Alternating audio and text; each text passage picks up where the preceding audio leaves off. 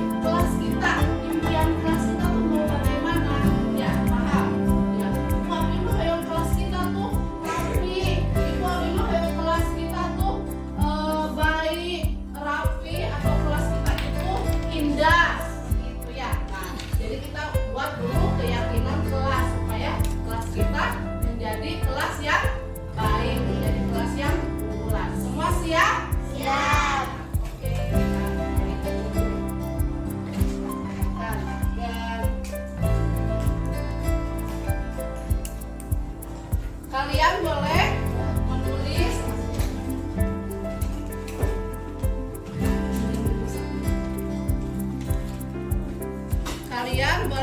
menuliskan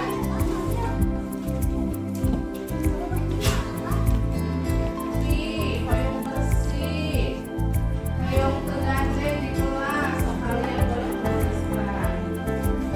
Kita akan mengelompokkannya. Di luar sudah?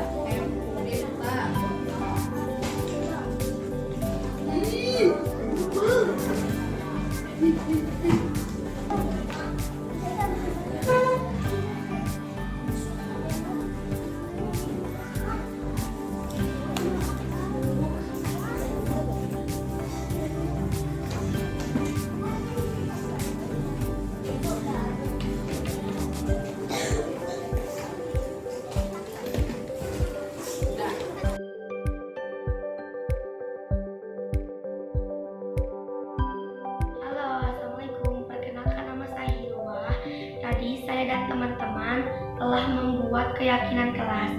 Perasaan saya sangat senang. Mudah-mudahan kami bisa melaksanakannya dengan tanggung jawab dan baik. Terima kasih. Wassalamualaikum warahmatullahi wabarakatuh. Bismillahirrahmanirrahim. Assalamualaikum warahmatullahi wabarakatuh. Perkenalkan, nama saya Tiratri Kurniawan. Saya adalah guru pembina atau wali kelas dari kelas 3 SDN 3 Tegal Panjang Sucinaraja Kabupaten Garut.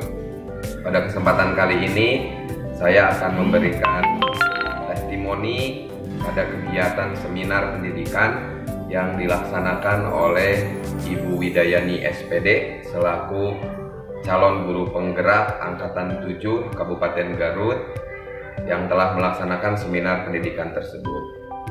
Harapan saya adalah mudah-mudahan lingkungan Sivitas Akademika SDN 3 Tegal Panjang Sucinaraja Kabupaten Garut dapat mengaplikasikan hasil daripada seminar yang telah diikuti dan dilaksanakan oleh Ibu Widayani SPD sebagai narasumber.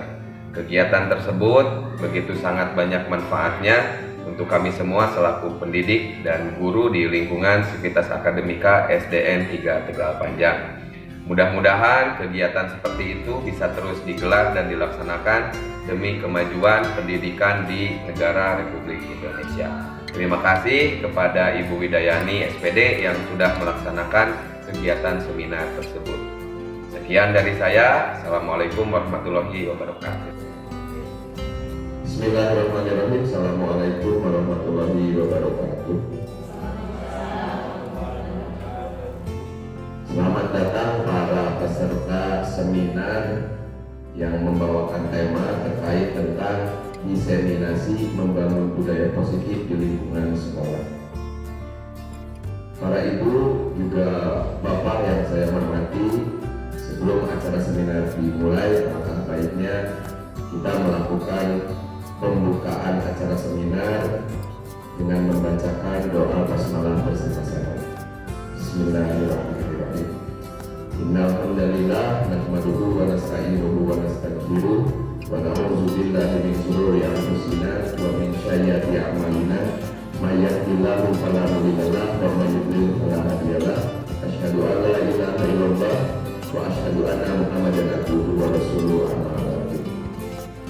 Yang saya hormati Ibu Kepala Sekolah SDN 3 Tegal Panjang, yang saya hormati dan saya banggakan Bapak Ibu Guru wali kelas dari mulai kelas 1 sampai kelas 6. Selamat datang di acara seminar yang dilaksanakan oleh calon guru penggerak Angkatan ke-7 Kabupaten Garut atas nama Ibu Widayani SPD dengan membawa tema diseminasi membangun budaya positif di lingkungan sekolah. Ibu dan Bapak yang saya hormati, marilah kita panjatkan puja dan puji serta syukur kehadirat Allah Subhanahu wa Ta'ala, yang mana pada kesempatan kali ini Allah telah menakdirkan kepada kita semua untuk senantiasa selalu melaksanakan tugas-tugas pokok kita sebagai pendidik di lingkungan Lembaga Pendidikan SDN 3 Tegal Panjang, Kecamatan Sucinaraja, Kabupaten Garut. Salawat beserta salam semoga tetap tercurah limpahkan kepada Habibana wa Nabiyana Muhammad Sallallahu Alaihi Wasallam, kepada saudaranya, sahabat tabiin, atba'ut tabiin, sampai kepada kita semua yang senantiasa meniru serta mencontoh jejak langkah beliau. Para ibu dan bapak yang saya hormati, ada beberapa susunan acara yang ingin membawa acara sampaikan pada kesempatan kali ini. Yang pertama adalah pembukaan, yang kedua sambutan atau pengantar dari Ibu Kepala Sekolah SDN 3 Tegal Panjang Sucinaraja Kabupaten Garut, yang ketiga penyampaian materi seminar terkait dengan pembahasan diseminasi membangun budaya positif di lingkungan sekolah, yang keempat yaitu sesi tanya jawab atau diskusi, yang kelima kesimpulan, keenam doa dan tutup. Untuk mempersingkat waktu, marilah acara seminar kali ini kita buka bersama dengan membaca lafaz basmalah bersama-sama. Bismillahirrahmanirrahim. Menginjak kepada acara selanjutnya yaitu sambutan dari Ibu Kepala SDN 3 Tegal Panjang. Kepadanya waktu dan tempat kami persilakan.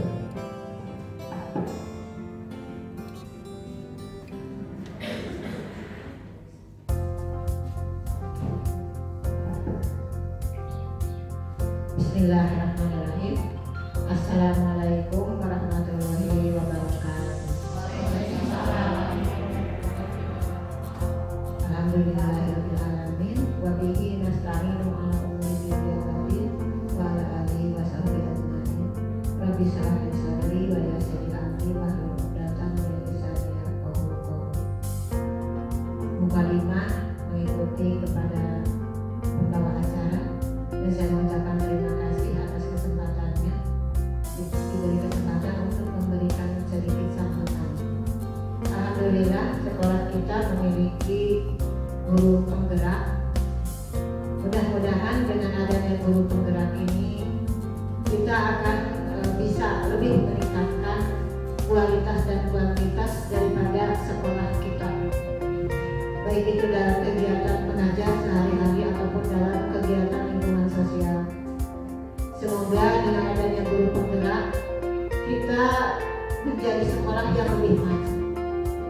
Yang lain juga semoga yang belum menjadi calon guru penggerak mudah-mudahan bisa termotivasi. Dengan calon guru penggerak ini tentunya banyak pengalaman, banyak ilmu yang bisa diserap, yang bisa diterima oleh guru penggerak khususnya, dan bisa ditularkan kepada kita. Ya.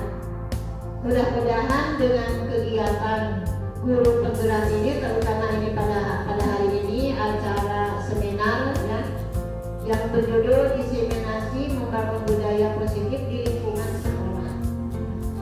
Mungkin nanti kita akan menerima ilmu apa saja yang berhubungan dengan budaya positif di sekolah itu.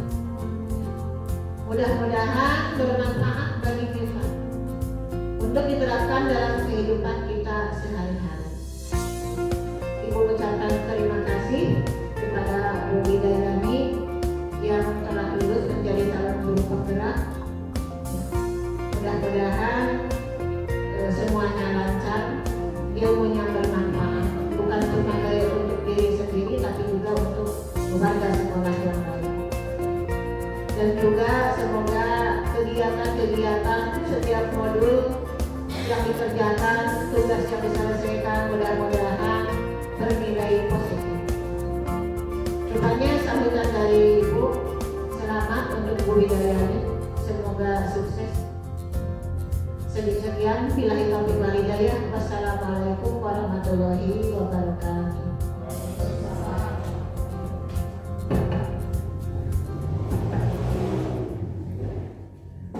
Ucapan terima kasih kami sampaikan kepada Ibu Kepala SDN 3 Tegal Panjang yang telah memberikan sambutan juga arahan dan harapannya. Mudah-mudahan program ini terlaksana dengan maksimal dari awal sampai akhir. Ibu Widayani mengikuti program pelatihan calon guru penggerak. Acara yang selanjutnya yaitu pemaparan materi yang berkaitan dengan diseminasi membangun budaya positif di lingkungan sekolah yang akan disampaikan oleh calon guru penggerak Angkatan 7 Kabupaten Garut, Ibu Widayani SPD. Kepadanya waktu dan tempat kami persilakan.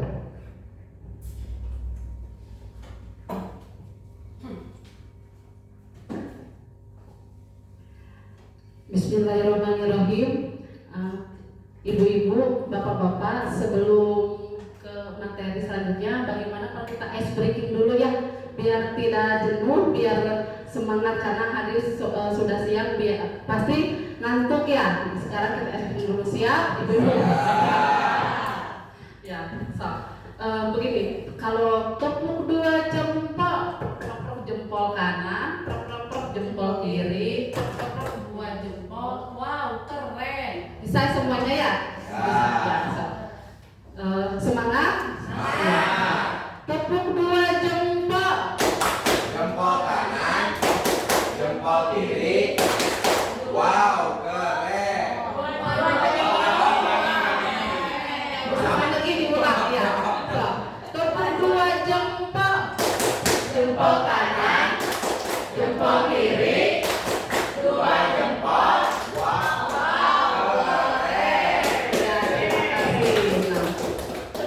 sekarang sedikit saya mempunyai sebuah pantun.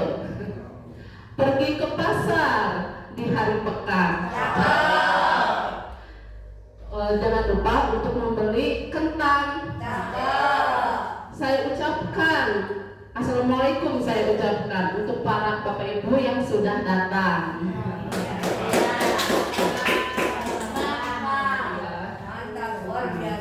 Ya, bismillahirrahmanirrahim. Assalamualaikum warahmatullahi wabarakatuh. Ya.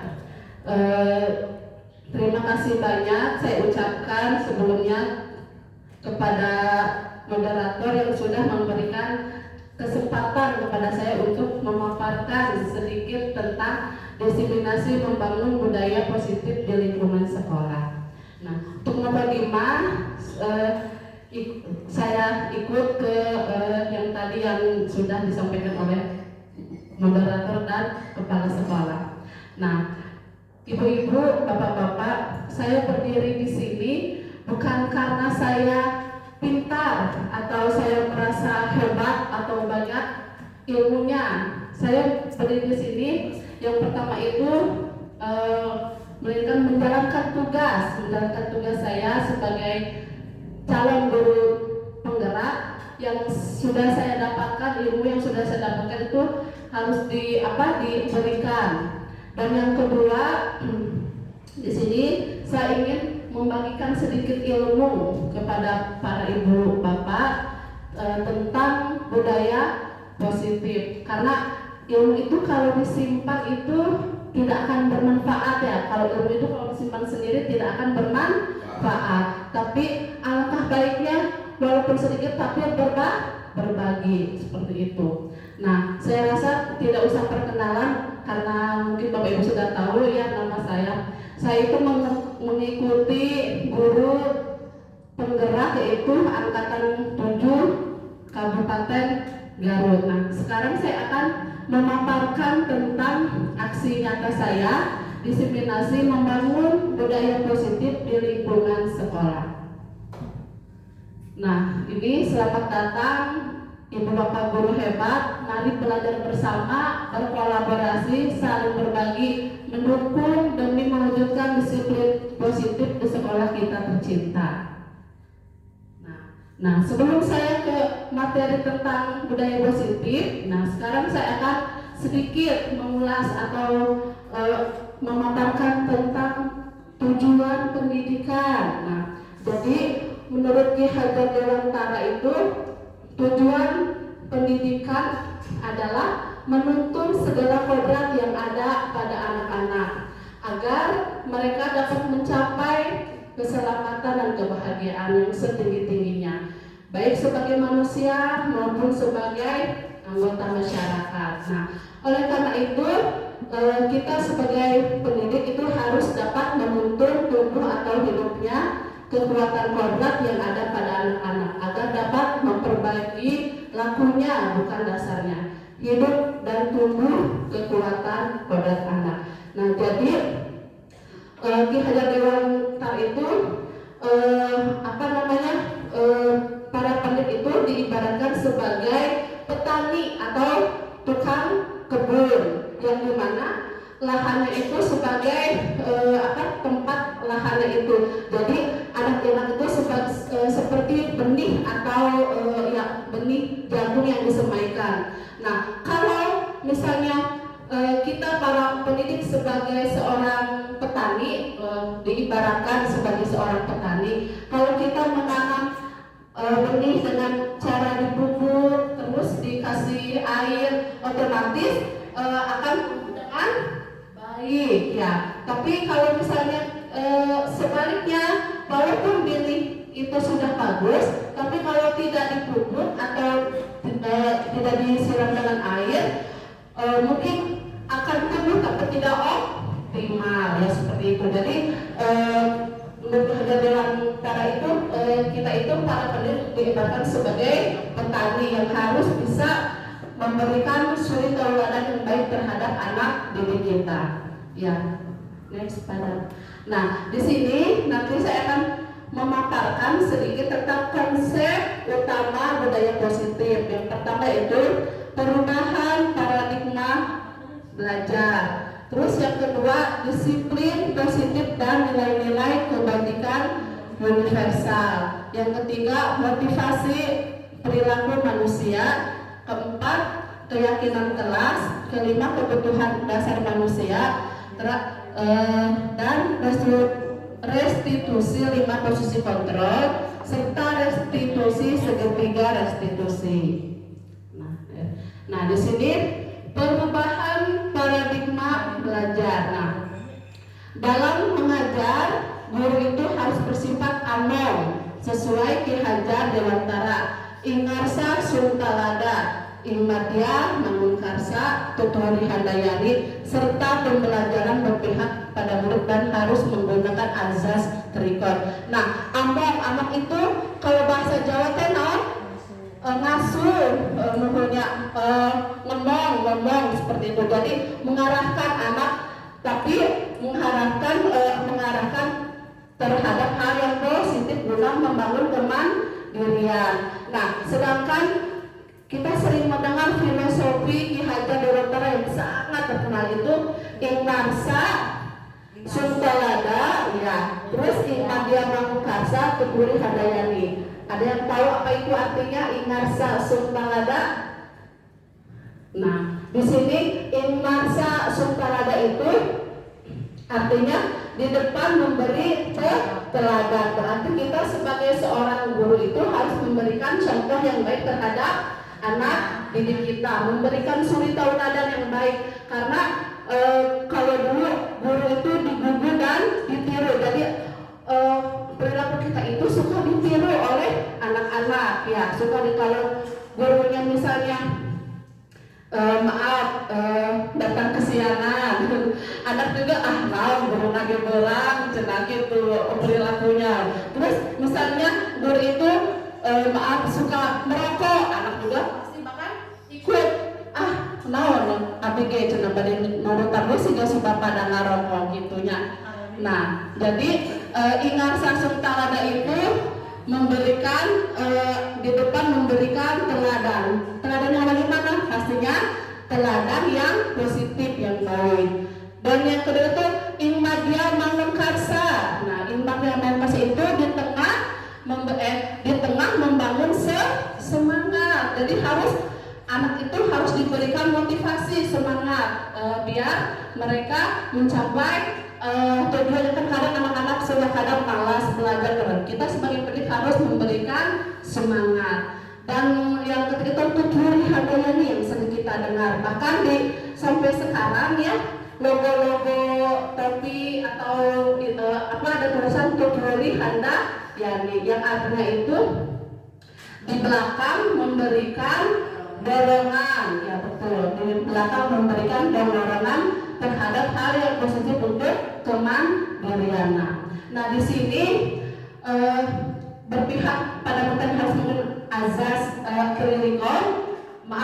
azas trikon itu continue, converse, concentris, yaitu continue artinya seorang pendidik harus menuntun murid dengan melakukan perencanaan dan pengembangan yang berkesinambungan, menyatu dengan alam secara berkesinambungan, mewariskan peradaban. Kalau zaman sekarang, kalau misalnya sebetulnya miris ya Bu ya, karena perkembangan zaman sudah canggih, sudah memang jadi di sisi lain teknologi canggih. Kita tidak memungkiri betul tidak bisa menyalahkan teknologi atau zaman. Nah, kita sebagai insan pendidik harus bisa mengimbangi. Nah, saya sebut dengan cara belajar IT. Karena kalau misalnya kita tidak bisa mengikuti perkembangan zaman, akan tertinggal, akan sangat jauh tertinggal. Ya, kalau kita tidak bisa mengikuti perkembangan zaman, akan mengikuti karena kita tidak bisa menghentikan zaman. Zaman terus berputar maju. Nah, kalau kita teknologi itu semakin pesat, semakin maju. Kalau kita tidak bisa mengikuti zaman, pasti kita akan tertinggal. Nah, yang kedua, konvergen, artinya seorang pendidik harus menuntun murid dengan pemikiran yang terbuka terhadap sumber segala belajar, mengambil praktik dari kebudayaan lain dan menjadikan kebudayaan kita sebagian dari alam universal. Saya di sini pernah berdiskusi dengan calon-calon guru rendah di Sumedang. Bagaimana kalau misalnya harus mengambil praktik dari kebudayaan lain, semacam di daerah di negara lain kan seperti Korea lagi tempat-tempat BTS atau anak didik kita, seharusnya itu boleh kita itu untuk menirukan, tapi jangan terlalu. Kita boleh mengambil positifnya saja dari negara luar. Nah, yang jelek-jeleknya jangan kita ambil, karena kita di sini kan di negara Indonesia pasti mempunyai adab ke ketimuran seperti itu. Kalau adab ke barat kan bebas, tapi kita tidak boleh mengikuti yang negatifnya, ambil yang positifnya. Nah, yang ketiga, konsentris, artinya seorang pendidik harus menuntun murid dengan berdasarkan pada kepribadian karakter dan bangsa kita sendiri. Nah, ya next pada ini. Nah, di sini disiplin positif dan nilai-nilai kebajikan universal. Nah, Bapak Ibu saya mau bicara dulu. Kita sering mendengar kata disiplin. Disiplin itu naonnya?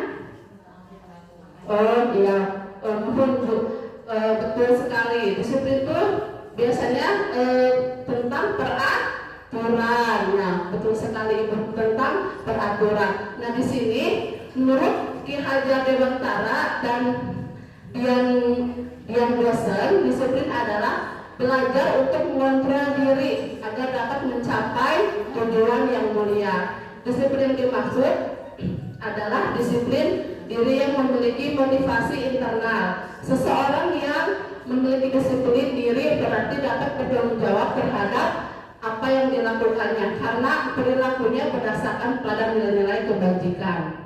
Nah, nilai-nilai kebajikan adalah sifat-sifat positif manusia yang merupakan tujuan mulia yang ingin dicapai individu. Dengan memainkan nilai-nilai kebajikan yang diyakini, maka motivasi intrinsik seseorang akan terbangun. Nah, tapi kalau disiplin dikaitkan dengan aturan, kadang kita tidak meyakini. Misalnya, contohnya, kita jalan-jalan ke Garut harus menggunakan helm karena takut melanggar. Jadi kita takut dengan polisi, takut melanggar, sian ditilang. Jadi kita merasa di helm itu karena takut pelanggaran. Padahal kalau misalnya kita meyakini, kan kalau kita yakin bade akan ke Garut untuk keselamatan. Jadi dalam hati kita tertanam di helm untuk keselamatan, bukan takut karena takut ditilang atau dilanggar.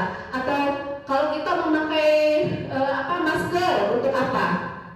Iya, pasti untuk kesehatan, bukan takut karena atau misalnya takut melanggar atau apa gitu ya. Jadi kita harus bisa memiliki motivasi keyakinan diri sendiri. Kalau kita itu disiplin itu karena keyakinan kita, bukan karena takut melanggar atau takut ditilang atau yang lainnya. Ya, next pada. Nah, di sini ada teori motivasi hukuman dan penghargaan restitusi. Nah, 3 motivasi perilaku manusia. Yang pertama, untuk menghindari ketidaknyamanan atau hukuman. Yang kedua, untuk mendapat imbalan atau penghargaan dari orang lain.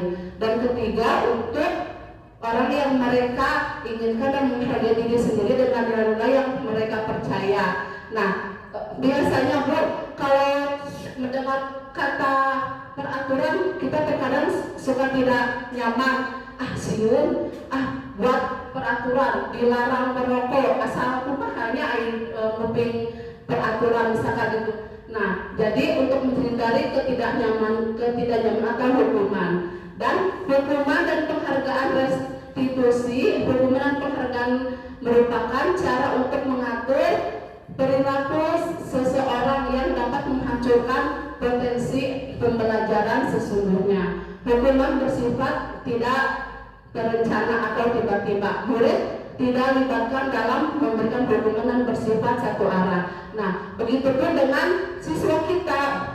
Jadi sekolah teh ada mulai peraturan dilarang misalnya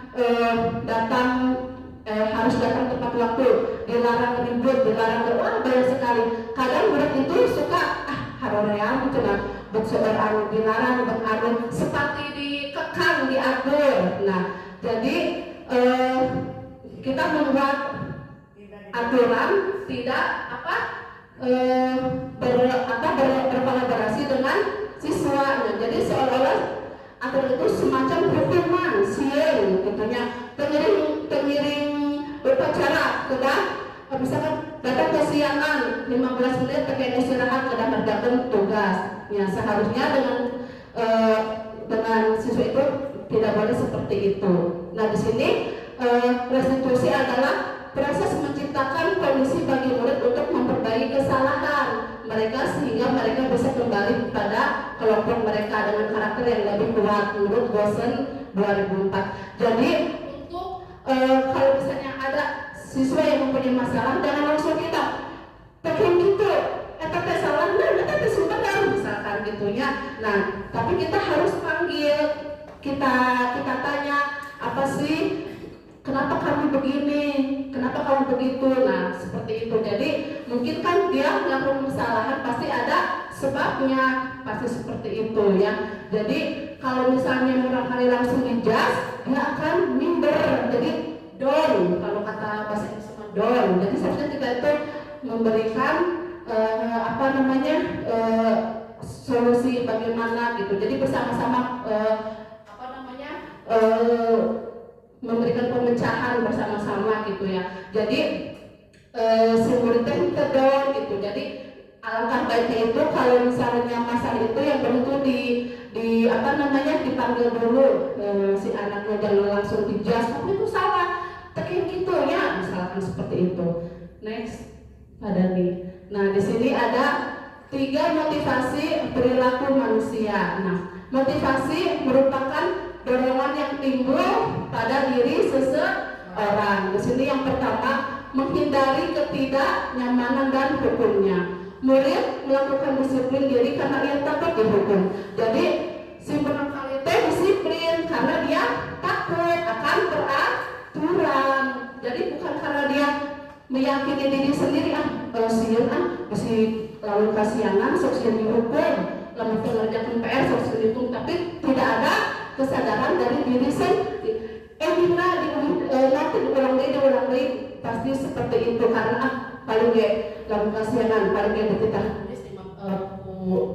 ibu paling lalu kaburangan, paling kita lari uang berliling seperti itu. Kalau misalnya nanti hukuman, nah ini merupakan motivasi intrinsik, berarti motivasi luar. Nah, yang kedua, mendapatkan penghargaan atau imbalan dari orang lain. Nah, murid melakukan disiplin diri karena ia ingin mendapatkan imbalan. Ini merupakan motivasi ekstrinsik.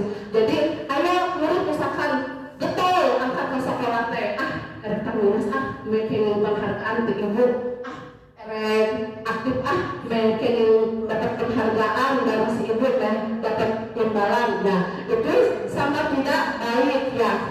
Ini merupakan motivasi ekstrinsik. Jadi tidak ada timbul dari dalam dirinya sendiri. Nah, yang ketiga, menghargai nilai-nilai kebijakan, kebajikan diri sendiri. Itu murid melakukan disiplin diri karena sadar akan nilai kebajikan dirinya.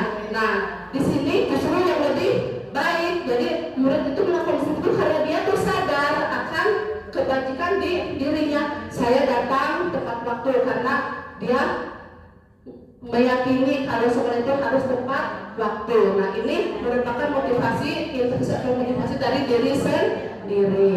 Nah, Nah, sekarang keyakinan kelas.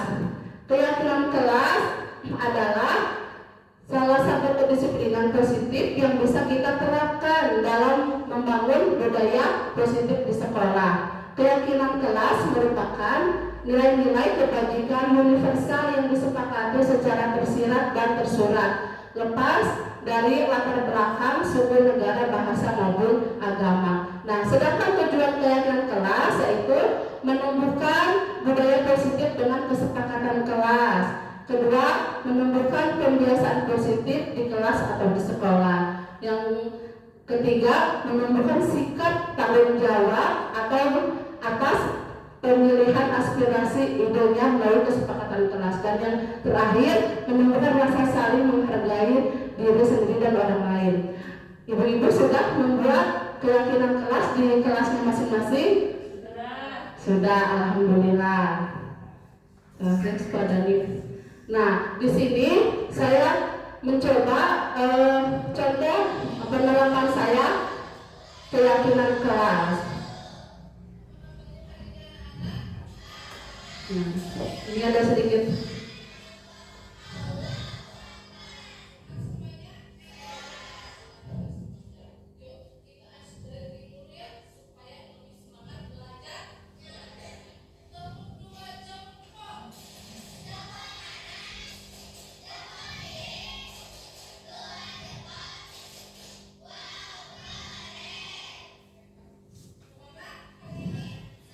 Ya.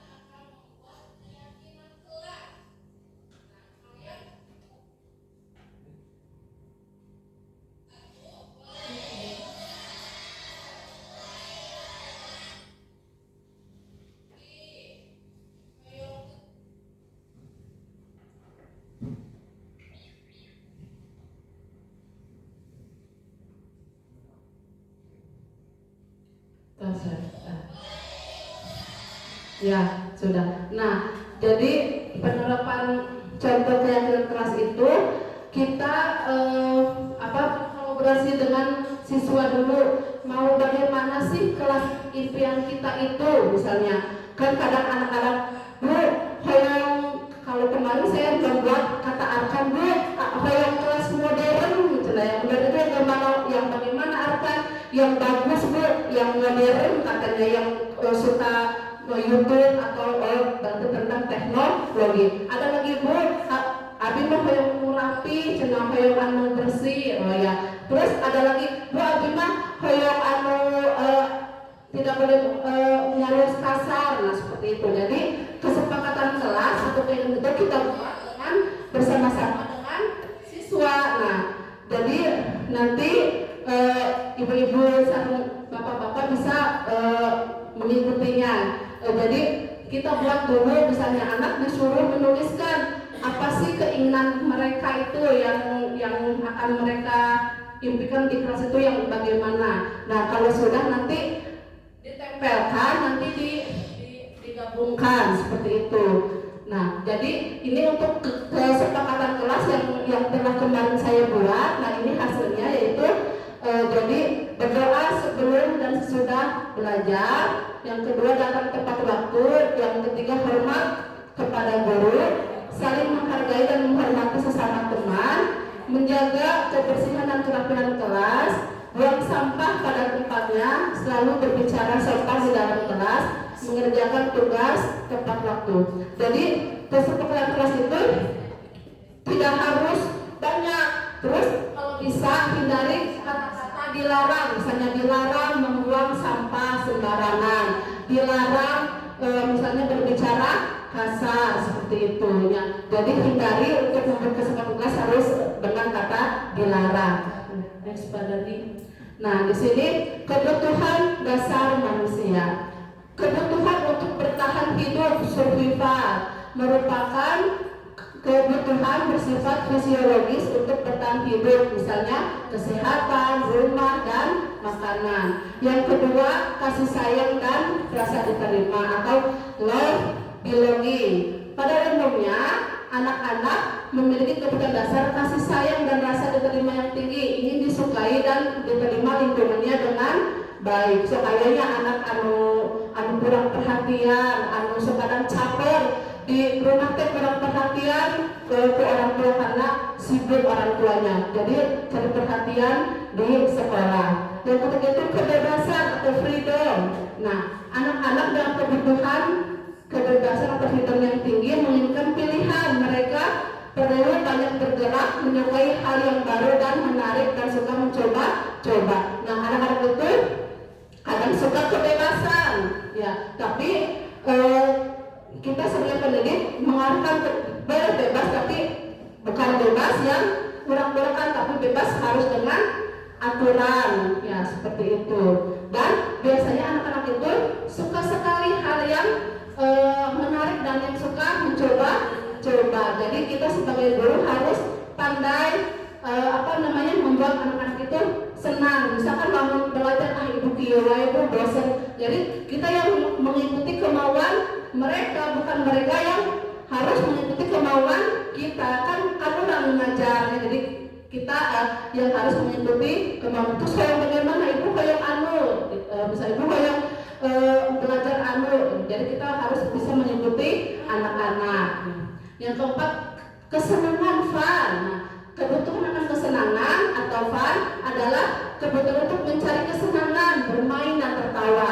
Jadi mereka jenuhnya di kelas teh, nulis misalkan, ngerap capek sekali-kali bolehlah, misalnya nyanyi atau bagaimana, mungkin terkadang diterangkan, diajarkan kan ibu-ibu terus langsung paham, langsung saya langsung pintar, ya.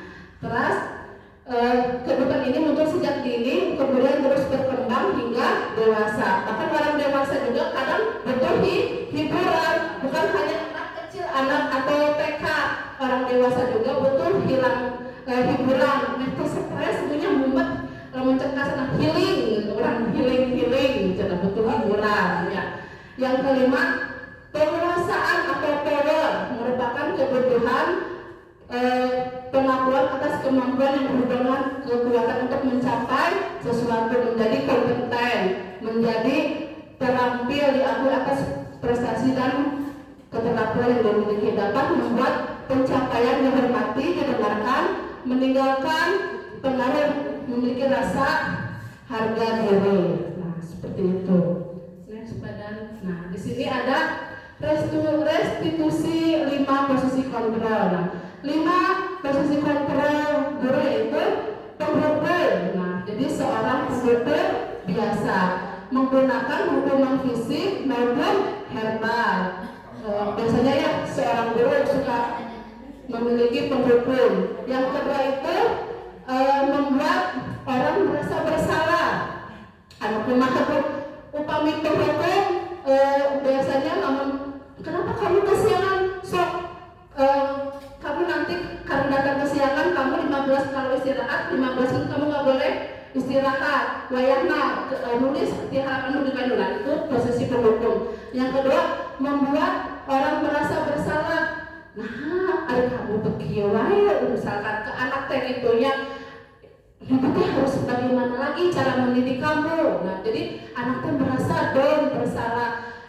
Kenapa mahadai jangan ya ibu teh ngadidik hidup teh ini geus greget rumahan, seperti itu. Yang ketiga, teman. Nah, guru pada posisi ini tidak akan menyakiti murid.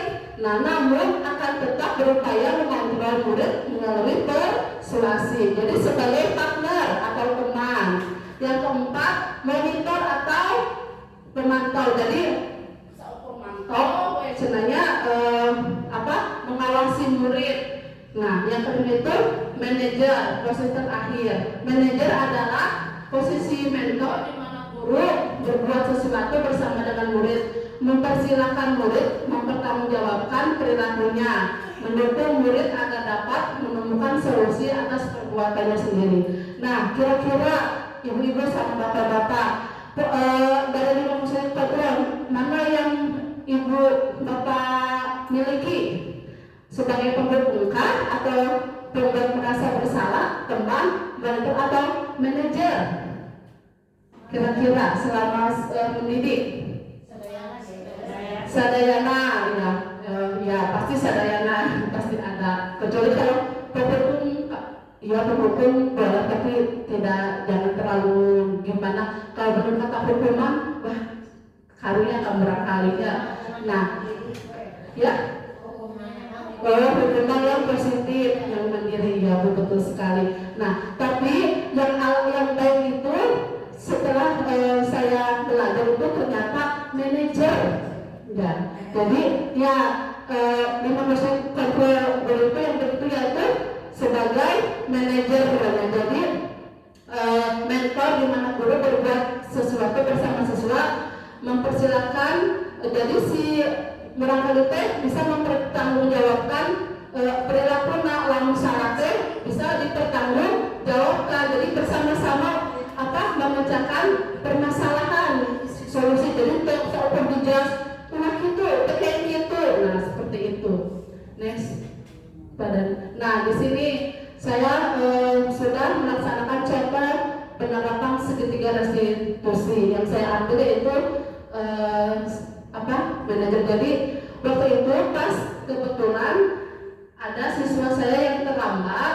Nah saya bertanya, kenapa kamu terlambat?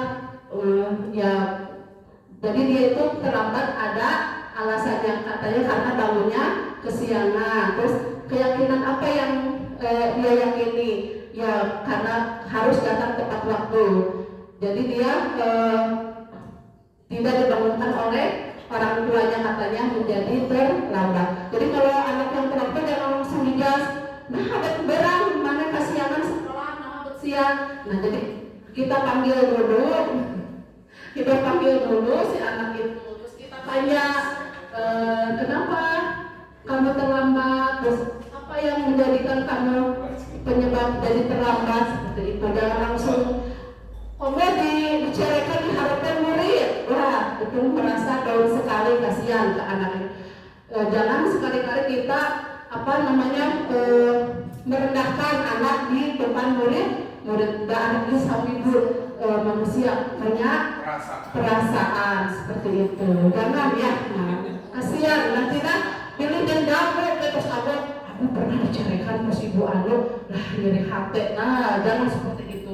Jadilah contoh guru yang baik. Nah next pada nih. Nah di sini restitusi segitiga restitusi. Nah di sini kamu tentu punya alasan mengapa melakukan itu. Nah nanti kalau ada yang misalkan anak didik kita, anak didik ibu bapak ada yang melakukan kesalahan, ya kita bisa menggunakan restitusi ini, ya penerapan restitusi ini. Nah terus apakah cara yang lebih efektif untuk mendapatkan yang kamu butuhkan? Terus keyakinan kelas apa yang kita sepakati dan kamu ingin menjadi orang seperti apa? Seperti itu. Next pada ini. Nah, di sini ada restitusi segitiga. Restitusi segitiga itu menstabilkan identitas atau stability the identity. Bagian dasar segitiga yang bertujuan menstabilkan identitas anak agar suasana hatinya kembali tenang setelah melakukan kesalahan. Nah, validasi tindakan yang salah, validate the misbehavior, bagian salah satu sisi segitiga yang tujuannya yaitu untuk menunjukkan bahwa guru memahami alasan dibalik tindakan murid dan mereka mau terbuka tentang kesalahan yang dilakukannya.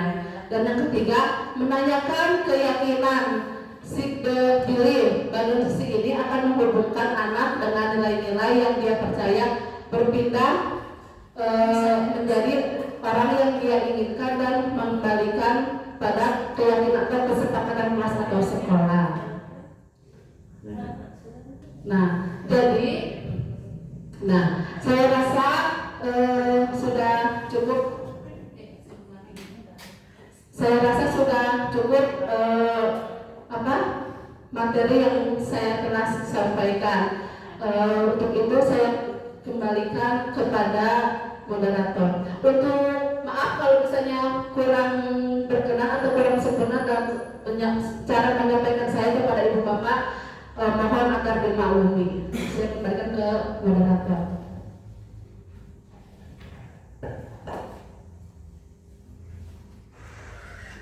Alhamdulillah, pemaparan materi tentang seminar pada siang kali ini sudah selesai disampaikan oleh CGT atau calon guru penggerak angkatan ke-7 Kabupaten Garut, yaitu Ibu Hidayani. Ibu dan Bapak guru yang saya hormati, pada kesempatan kali ini mari kita menginjak ke sesi yang keempat, yaitu sesi tanya jawab dan diskusi. Apabila Ibu dan Bapak memiliki pertanyaan berkaitan dengan materi seminar yang siang ini telah disampaikan oleh Ibu Anida sebagai calon guru penggerak angkatan 7 Kabupaten Garut, pada kesempatan kali ini saya membuka sesi tanya jawab atau diskusi dari peserta yang insya Allah nanti apabila ada pertanyaan akan dicoba untuk dijawab atau didiskusikan bersama demi kemajuan kita bersama. Kepada para ibu dan para bapak yang memiliki pertanyaan boleh diajukan, sesi tanya jawab kita mulai. Oh ya, Ibu Hani, Ibu.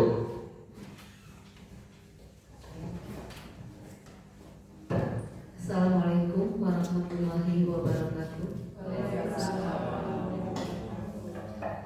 Saya ucapkan terima kasih kepada pengatur acara, juga kepada Ibu Hidayani untuk memberikan kesempatan bertanya kepada saya.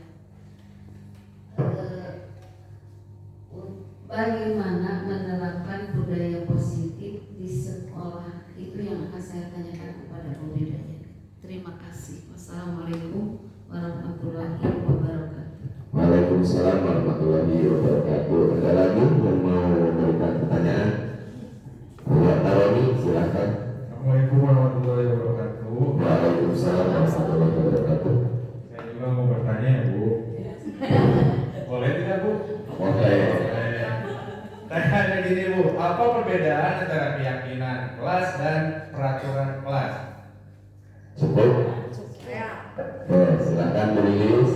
Setelah mendengarkan pemaparan tadi, saya akan bertanya tentang bagaimana dampaknya apabila budaya kolonial diterapkan di kelas. Ya, pertanyaan yang menarik. Saya kira ditutup dulu untuk sesi ini, itu 3 pertanyaan yang akan dicoba untuk didiskusikan bersama dengan narasumber.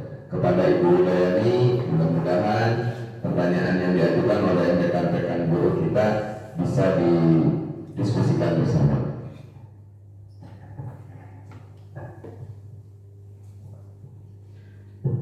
Ya, terima kasih untuk pertanyaannya dari tadi ya, yang pertama Ibu Hedi. Apa tadi, bagaimana cara menumbuhkan budaya positif, cara menerapkan budaya positif di sekolahnya. Sebetulnya budaya positif di sekolah itu sudah kita buat, sudah ada. Nah, budaya positif di sekolah itu seperti sholat duha berjamaah, terus amal infak ya, infak amal di setiap hari Jumat, itu ya sudah ada.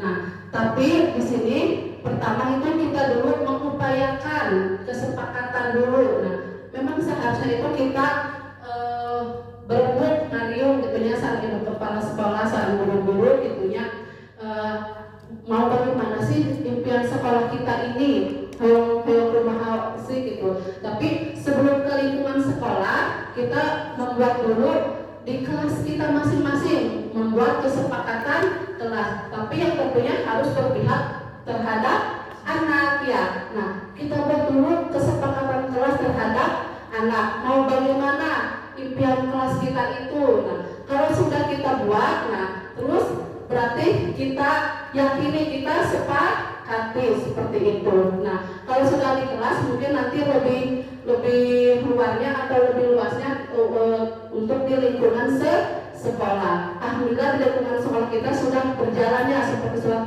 duha berjamaah dan infaknya. Mungkin kalau untuk membuat keyakinan keras di sekolah itu, lingkungan sekolah harus berkolaborasi dulu antara kepala sekolah dan warga sekolah, karena kita tidak bisa membuat hanya membuat misalkan sekolah atau kepala sekolah saja, tidak bisa seperti itu. Jadi harus dengan berkolaborasi, harus dengan bermusyawarah supaya sekolah kita lebih maju seperti itu Bu Heni. Bagaimana Bu Heni, sudah puas? Puas. Ya. Yang kedua dari Pak Roni, tadi pertanyaannya apa? Perbedaan antara keyakinan dan peraturannya. Kalau keyakinan itu berbentuk lebih abstrak ya, dan kalau lebih abstrak tapi lebih abstrak, lebih terinci, tidak seperti peraturan. Kalau peraturan itu mungkin lebih tertekan, jadi lebih luas seperti itu Pak Roni. Jadi kalau keyakinan itu berbentuk lebih abstrak, kalau peraturan itu mungkin lebih luas, tapi alangkah baiknya itu kesepakatan. Kan kalau peraturan pasti kita akan takut ngadamu, misalkan dilarang merokok, dilarang membuang sampah. Nah, kalau kita buat di kelas itu harus lebih keyakinan atau kesepakatan. Kalau kesepakatan kan sudah bekerja sama, terus yang nanti skenario, terus bersepakat ari peraturan, kan kadang hanya pemerintah, misalkan hanya dia saja yang membuat peraturan. Gimana kalau kita tidak setuju seperti itu? Kalau peraturan gitu, kalau peraturan kan nggak ada mau punya lira, misalkan harus menggunakan nanti kalau menggunakan helm misalkan ditilang atau gimana, tapi melibatkan warga gitu, melibatkan warga atau anak gitu. Umpamanya yang ke kelas atau kesepakatan kelas kita sudah melibatkan dengan anak-anak menyepakati seperti itu. Ya saya rasa mungkin tidak puas ya Pak Roni. Udah puas Bu. Ya, alhamdulillah. Yang ketiga, bagaimana Bu Lilis? Budaya kolonial diterapkan di kelas. Budaya kolonial teh penjajah. Penjajahan. Bagaimana? Kalau budaya kolonial diterapkan di kelas, seorang guru memakai budaya kolonial. Penjajahan. Ini kalau menurut saya, ya, kalau kita menggunakan budaya kolonial atau penjajahan di dalam itu mungkin akan tidak baik pengaruhnya terhadap anak-anak. Kalau namanya kita dijajah kan tidak enak, ya. Kalau kita namanya dijajah pasti tidak enak. Apa-apa segala diatur, semua diatur, pasti kan tidak enak. Hasil kami dijajah kan tak enaknya. Beda dengan kita merdeka bebas, tapi dalam artian merdeka di sini harus mengarah kepada yang positif. Karena merdeka belajar masih merdeka, belajarnya dari sakapayon yang murah, gitu. Tapi kalau misalnya untuk budaya kolonial diciptakan di sekolah, saya rasa itu kurang bagus karena cenderung kepada penjajahan atau peraturan yang lebih mengikat gitu. Jadi kalau misalnya itu tidak bagus gitu ya. Tapi saya tahu mungkin ada Bapak Ibu yang mau menambahkan atau menjelaskan bagaimana budaya kolonial di sekolah itu, Ibu bisa menjelaskan bagaimana budaya kolonial itu bagus atau tidak diterapkan di sekolah? Mungkin ke pengatur acara bisa menjelaskan atau siapa yang mau menjelaskan? Mungkin ya, ini bukan bentuknya kita tanya atau ini bentuknya kita sharing aja, berdiskusi.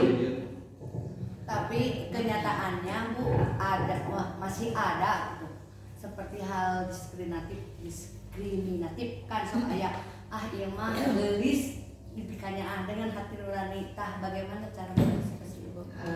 Sekali persenalihan kalau penerapan budaya kolonial di sekolah, sebetulnya tidak semua yang diwariskan oleh kolonial itu jelek, ya.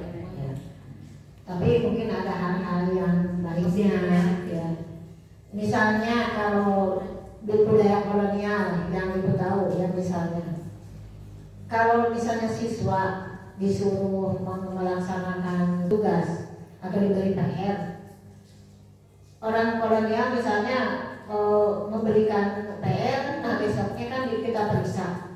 Nah kalau misalnya ada siswa yang tidak mengerjakan PR, kalau menurut pengalaman dulu yang termasuk kolonial, kalau kita misalnya siswa yang tidak mengerjakan PR itu malah diberi tugas misalnya 2 kali lipat. Nah itu ya itu diberi hukumannya misalnya. Nah kalau seperti itu kan itu kurang baik. Ya. Kita harus misalnya kalau siswa itu tidak mengerjakan PR itu kan sebagai guru kita harus tahu dulu apa yang menjadi penyebab akar masalah itu siswanya itu apa. Ya. Nah jadi kita harus tahu misalnya kalau tidak mengerjakan PR mungkin orang tuanya sakit ataupun misalnya adiknya rewel atau bisa juga mungkin mati lampu. Walaupun itu misalnya mati lampu kan bisa dikerjakan siang hari. Atau misalnya anak punya alasan lagi ada sekolah agama sampai siang misalnya ngaji, malam ngantuk atau malam padang. Nah sebagai guru kita harus pandai di sana. Ya. Kan kalau kolonial pasti dengan seperti tadi ditambah dengan hukuman yang lebih berat. Jadi ada sisi positif sama negatif. Iya, tapi kalau misalnya supaya disiplin anak, ya carilah yang lebih positif tadi. Ya. Mungkin ada juga yang positifnya yang lain, misalnya kalau di sekolah tadi ada yang misalnya karena guru ya sebagai guru itu memandang siswa itu dari cantik, dari pintar, dari bodoh misalnya, bukan bodoh tapi orangnya. Kita itu kan harus pandai-pandainya begini. Setiap manusia memiliki kekurangan dan kelebihan. Kalau misalnya karena kelebihan cantik, kelebihan karena kecantikannya, kita menilai tadi menulis tadinya itu kurang bagus ya. Jadi kita itu harus bersikap adil. Tapi adil di sini harus menempatkan sesuatu pada tempatnya artinya. Kalau siswanya misalnya kurang, ya nilainya kurang. Kalau ingin lebih baik harus bimbing. Kalau misalnya kita udah kurang, tapi karena gelis atau karena suku Sunda, yang lainnya misalnya karena orang di luar kita misalnya, atau misalnya karena ini orang Islam, ini orang Kristen, misalnya dalam satu kelas misalnya ada, kita membeda-bedakan atau istilahnya diskriminasi. Nah, itu berarti kita itu ya di sana sebagai guru itu harus memiliki kemampuan untuk membedakan mana yang adil itu yang bagaimana. Ya, jadi harus menempatkan sesuatu pada tempatnya. Walaupun ini kaset gelis, ada kurang, nah ya kita dapatkan bimbingan. Atau jangan karena orang tuanya kaya misalnya atau karena orangnya tuanya pejabat, kita malu mengatakan kalau tidak mau berkomunikasi dengan orang tua karena malu. Kalau masuk minum masihan Nah misalnya kalau misalnya memberikan hadiah kepada guru sehingga misalnya siswa yang kurang itu menjadi baik karena misalnya adanya istilahnya naon teh lalu dapat sombong. Nah jadi mungkin ada sisi positif dan negatifnya ya. Tapi kebanyakan kita itu bukan cuma di sekolah, di pemerintahan juga masih ada yang dipakai peraturan kolonial. Kalau di sisi orang dipandang lebih masih baik ya. Nah itu ada itu. Mungkin Bapak Ibu ada yang mau menambahkan? Mungkin Pak Tira mau menambahkan? Cukup lah. Bagaimana Bu Lilis? Jawabannya Alhamdulillah. Ya, jadi Ibu Bapak saya mengaturkan banyak terima kasih. Nah di sini saya membuat kesimpulan. Jadi dalam penerapan program disiplin positif, hendaknya guru memiliki standar kepribadian, profesional dan sosial. Nah, tadi harus profesional. Misalkan anak tadi ada pedah gelis di pasar nilai ageng ya gitu. Nah, dan sosial yang baik dimanapun guru mampu berefleksi pada posisi kontrolnya saat ini. Bagaimana perjalanan dirinya sebagai among, posisi manajer yang menuntun murid-murid menjadi insan yang mandiri, merdeka dan bertanggung jawab seperti itu. Saya rasa cukup sekian pemaparan materi dari saya. Mudah-mudahan ada hikmahnya untuk diri saya dan untuk Bapak Ibu semuanya. Nah, sudah puas semuanya? Ya, alhamdulillah. Nah, saya kembalikan lagi kepada pembawa acara. Alhamdulillah, acara seminar yang disampaikan oleh Ibu Widayani SPD, calon guru penggerak angkatan ke-7 Kabupaten Garut, telah selesai dilaksanakan. Kemudian saya sebagai moderator ingin mencoba untuk menyampaikan kesimpulan dari kegiatan yang disampaikan oleh narasumber pada kegiatan seminar kali ini. Poin yang pertama adalah sebagai pendidik atau pengelola di lembaga pendidikan, penerapan budaya positif sekolah itu harus bisa meramu atau menciptakan kolaborasi dari ide-ide positif kaitan budaya sekolah yang disepakati bersama sehingga menghasilkan nilai-nilai kebaikan baik untuk pengelola pendidikan ataupun untuk para anak didik sebagai peserta didik di sekolah-sekolah yang menerapkan sistem-sistem budaya positif. Yang kedua yaitu lebih mengutamakan keyakinan daripada peraturan. Keyakinan itu didasarkan kepada kebaikan yang dianggap mampu menciptakan nilai-nilai positif untuk bersama, sedangkan peraturan itu didasarkan pada prinsip satu arah, di mana pembuat peraturan kadang melanggar aturan itu sendiri. Yang ketiga adalah menjauhkan diri dari nilai-nilai budaya kolonial, di mana budaya kolonial ini tercipta karena ingin mempengaruhi pola pikir manusia, bukan mengembangkan pola pikir kritis anak, gitu ya. Jadi apabila anak kita dibimbing dengan budaya literasi, banyak membaca, banyak berdiskusi, tidak banyak mengerjakan tugas-tugas yang terstruktur, tapi lebih dibangun kepada budaya-budaya berpikir, insya Allah budaya positif yang kita harapkan sesuai dengan arahan Ibu Widayani akan terwujud dengan maksimal. Amin. Ibu dan Bapak yang saya hormati, menginjak kepada acara yang terakhir yaitu doa dan tutup. Dari awal sampai akhirnya acara seminar kali ini, alangkah baiknya apabila kita bersama-sama menutup kegiatan seminar pendidikan ini dengan membaca hamdalah bersama-sama. Alhamdulillahirabbil alamin. Alhamdulillahirabbil alamin.